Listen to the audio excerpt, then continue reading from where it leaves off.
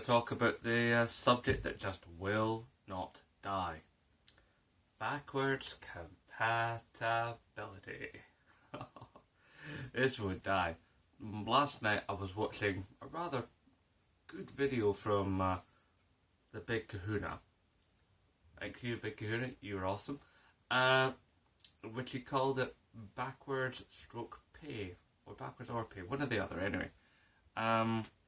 And I actually made a comment on the video, and by the time I was done making the comment I was like, oh no, I should have made that a video. That was, that was some good thoughts. So I thought, sod it, I'll make a video out of what I said.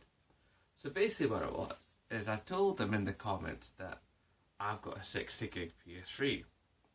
Now I love my 60 gig PS3, it's awesome.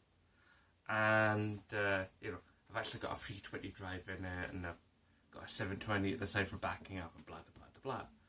And I've had a lot of fun with my PS3 over the years. And what I said is, and I love the fact that I can play PS1 and PS2 games upon my 60 gig PS3.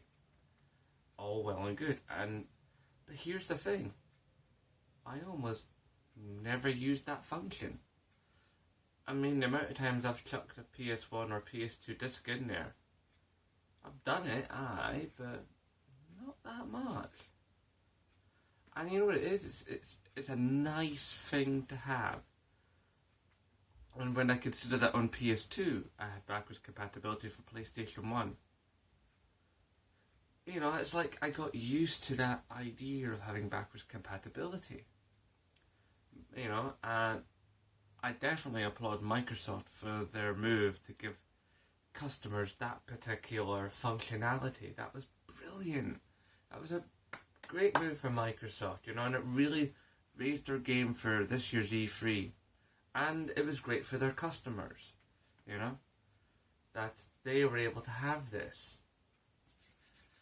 But I suppose, as much as I would like to have backwards compatibility for my PS4, it's how much would I really use it? I mean, I don't actually have any PS3 games anymore, except for the ones that I have for PlayStation Plus. Because, there's only so many hours in the day, and I work, and I've got a kid, and all the rest of it. And I make videos for you guys. Well, me, but you, but me, but you. Not only that, there's also the issue of, admittedly, it'd be nice to have it, because I would have it, and it would save me another HDMI port.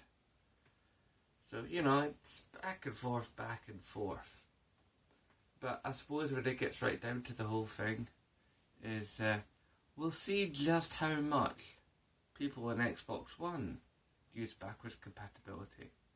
And for those that are out there who were trying to decide what next-gen console to buy, or whether or not to buy a second the next-gen or current-gen console, whether backwards compatibility for the Xbox One will actually really push the sales figures that much. I think it's a worthwhile question. Anyway, sorry, I'm not long woke up, so my voice is a wee bit dry.